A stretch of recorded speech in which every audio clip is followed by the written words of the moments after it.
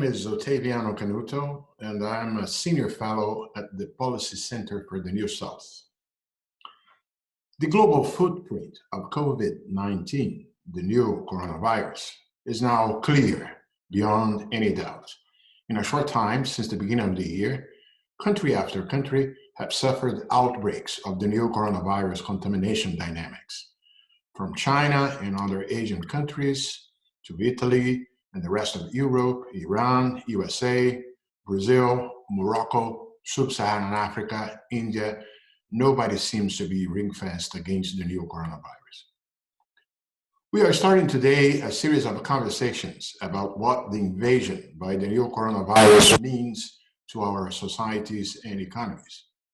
It is big. What's happening has implications for our lives ahead, for our societies, for our economies, and we all need more than ever good public policy response to it. Let's start today by discussing why every country in the world is facing a challenge of flattening coronavirus curves. The new coronavirus curves are not pretty, and we need to bend them. We need to make them the least pronounced possible. The new coronavirus invasion may happen for a relatively short time span, but it can be extremely disruptive and painful while it lasts. The first point that I would like to make is flattening pandemic curves saves lives. Everywhere the new coronavirus has landed, it has displayed a very strong pace of contamination. As a result, the number of people in need of clinical care tends to rise dramatically. A major problem comes from the fact that even in countries where there exists a strong capacity in local healthcare systems, this capacity tends to be swamped by the new coronavirus patients in need of critical healthcare, such as mechanical ventilators and so on. The infection curve on the left side of the chart, hitting against healthcare capacity, something that is hard to change in a short time span, tends to lead to high tolls in terms of death of infected people. Therefore, policies to flatten the pandemic curve and gain time become of essence, regardless of whether they reduce or not the absolute number of infected cases. The flattened curve to the right illustrates the point. Even if at the end of the day, the overall number of infections is the same with or without public health containment policies, lives are saved if the curve is flattened. Now, there are basically two types of policies to flatten pandemic curves. One is to identify and quarantine infected people from the population. This has been an approach successfully followed in Singapore, Taiwan, China, and South Korea, and in China on the second stage. There are, however, two major requisites for such an approach to be successfully implemented. First, there must be social capillarity on the use of technology and information, as well as government capability to use those information to track and monitor individuals. It's also necessary, there's a second requisite, an ability to apply widespread coronavirus tests to the population. Unfortunately, that's not the case of most countries. The other type of containment policy is to adopt social distancing with various degrees of width and government enforcement. By social distancing, we mean minimizing person-to-person contact.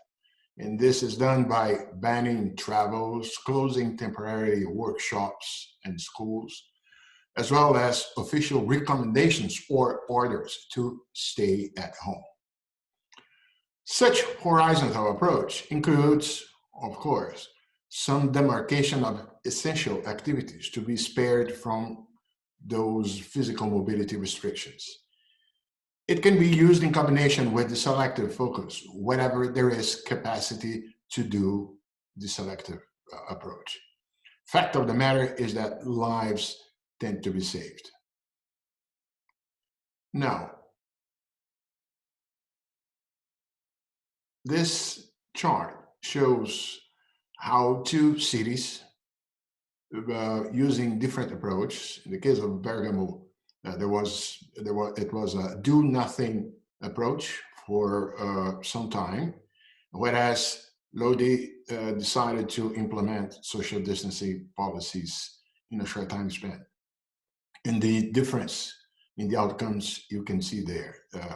This is, let's say, we couldn't find a better example, a better illustration of the disaster of a doing nothing approach.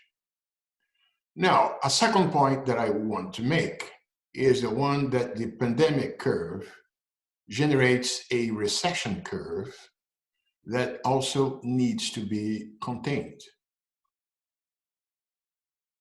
The coronavirus epidemics leads to both negative demand and negative supply shocks on the economy.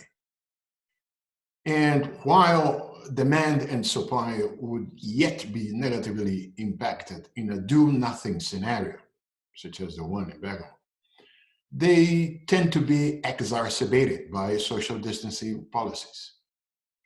And notwithstanding the coronavirus short duration, its disruptive nature may leave scars, impeding a return to where the economy was prior to the shock. Firms that are solvent become suddenly illiquid and may bankrupt. Unemployment rises at a fast pace.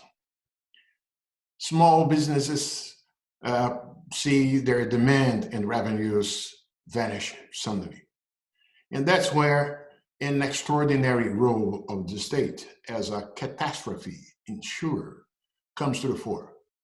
The public sector needs to provide fiscal support, that is to say, additional resources to healthcare systems, income transfers to crisis-affected people, tax relief, and other measures to minimize the damage on the population.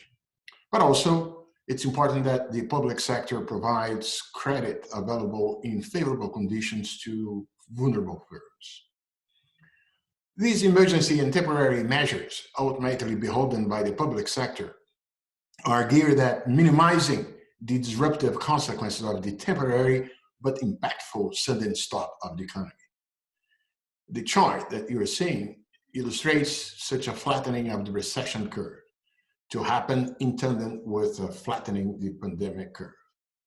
Not by chance, governments have announced dramatic policies of income transfers to workers, special lines of credit to segments of enterprises, tax relief measures, and so on. We will approach them in future conversations. Now, a question often appearing in the discussions about those answers is whether is there a trade-off, a dilemma between saving lives by containment policies and the output losses that come as a consequence of such policies. Could we adopt a do-nothing policy to minimize disruptions on the workings of the economic system? This is a false dilemma. This is a false trade-off, as illustrated in this chart. Let me refer to the historical experience with the 1918 influenza pandemic, which is an event in history comparable to what we are going through now. A study done by 3 economists of the Federal Reserve Bank, the US Central Bank, found that cities where policies like social distancing took place earlier and more aggressively in the US at the time did not perform economically worse than the others. If anything, those seats even grew faster after the pandemic was over. So their findings suggest that policies like those social distancing, and so on, not only lowered mortality, but also mitigated the adverse economic consequences of a pandemic. The havoc wreaked by the pandemic dynamics in a do-nothing scenario cannot be assumed as economically stronger than the one with containment policies. So policies such as stay at home may be uncomfortable, but the alternative would not be better. We must do whatever it takes to flatten the coronavirus infection and recession curves. Keep safe and stay tuned.